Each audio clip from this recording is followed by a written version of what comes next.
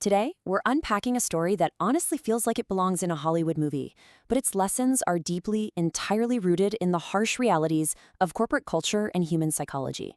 We're going to walk through a striking corporate fable that completely redefines how we think about success, power, and, well, getting even. Get ready, because the narrative we're about to break down is absolutely going to change the way you look at your own career and how you respond when you're being totally overlooked. Okay, let's dive into this. What is the most powerful form of revenge? Is it getting angry? Is it some loud public confrontation? Or is it something else entirely? To answer this, we're going to trace the journey of a young guy who was pushed to the absolute limit, and we're going to see exactly how he engineered a comeback that literally no one saw coming. Part 1. The Invisible Coffee Intern. So our story begins with 20-year-old Ethan Brooks. He lands what he thinks is the ultimate dream opportunity, an unpaid internship at one of New York's absolute biggest marketing firms. But the daily reality was a stark contrast to the dream. Ethan was essentially a ghost. He was arriving before the sun even came up, working silently, pouring endless effort into his role. Meanwhile, his manager Daniel Foster lived entirely off that effort. Daniel treated Ethan like a personal servant. And whenever Ethan actually came up with a brilliant marketing idea, Daniel would just smile, take it, and present it to the executives as his own. Ethan's invisible, exhausting hard work was directly funding Daniel's unearned glory. Part 2. The Stolen Strategy. Now, Ethan desperately wanted to speak up, but he knew the harsh truth of the corporate hierarchy, right? Nobody is going to take the word of an unpaid intern over a senior manager.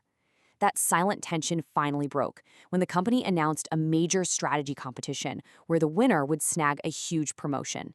Ethan poured his absolute soul into this. He spent 2 grueling weeks crafting his absolute best work. But the night before the presentation, Daniel secretly copied the file from the office computer, and this brilliantly illustrates the turning point. Because the next morning, Daniel presented Ethan's work as his own. He got a standing ovation, he got the promotion, he got the bonus. And Ethan? He was just sitting in the very back of that room, having to silently watch someone else celebrate his dream. After the meeting, Daniel actually had the nerve to walk past Ethan and say, "You should be proud. You helped me earn this," while everyone around them laughed. But Ethan didn't scream. He didn't argue. He just smiled politely, walked straight to HR, handed in his ID card, and left. That evening, he made himself a pivotal, life-altering promise. "I'll never beg people to recognize my value again." Part 3. Building the Quiet Genius. This is where the story completely shifts gears. Ethan just disappeared. His friends thought he quit. His former coworkers completely forgot he even existed. But Ethan wasn't giving up. He was going into the wilderness to build something of his very own. Let's move on and see how this builds. In year 1, he was grinding in a tiny apartment with no investors, no rich family, and 0 connections. Just endless nights of failing and starting over. Fast forward to year 3, word of mouth had spread and he was securing clients all across America. By year 5, the momentum was just explosive. He was attracting massive global brands, and business magazines were literally calling him the quiet genius. Now, what's really interesting about this number is that it's the humble foundation driving this massive digital empire. $200. That is exactly how much Ethan's very first client paid him. He didn't start with some massive seed round. He started with a single tiny contract. But he over-delivered so much that this one client recommended him to 3 others, creating this incredible, unstoppable snowball effect. And the ultimate irony couldn't be sharper. While Ethan's agency, Brooks Digital, was experiencing explosive, rapid growth and landing global brands, his former company was literally collapsing. The exact same place that rewarded Daniel's plagiarism was now crumbling under the weight of poor leadership, bad decisions, and just plummeting profits. It got so incredibly bad that the board of directors was forced to put the company up for sale. Part 4. The Surprising Buyout. Several investors made offers to buy the failing firm, but one completely shocked the board, Brooks Digital. As employees gathered in the auditorium on Monday morning, rumors were absolutely flying.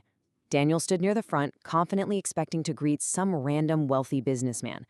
Instead, calm. The doors opened, and a young man in a navy blue suit walked inside. Confident, as the man walked down the aisle, Daniel frowned. And then you could almost see the color completely drain from his face. Silent. The entire room went dead quiet. The new owner wasn't a stranger at all. It was Ethan, the intern, the coffee boy, the guy they all laughed at and ignored. He now owned the very company that drove him out. Ethan walked onto the stage, looked at the terrified faces of his former tormentors, including Daniel, who literally couldn't even make eye contact, and he smiled. He knew they were bracing for a bloodbath, but instead, he delivered a completely different message.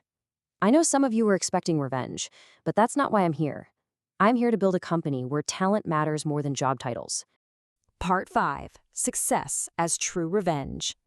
So the crucial point is Ethan didn't let his ego run the show. He immediately set to work restructuring the company's toxic culture, proving that true power isn't about petty payback.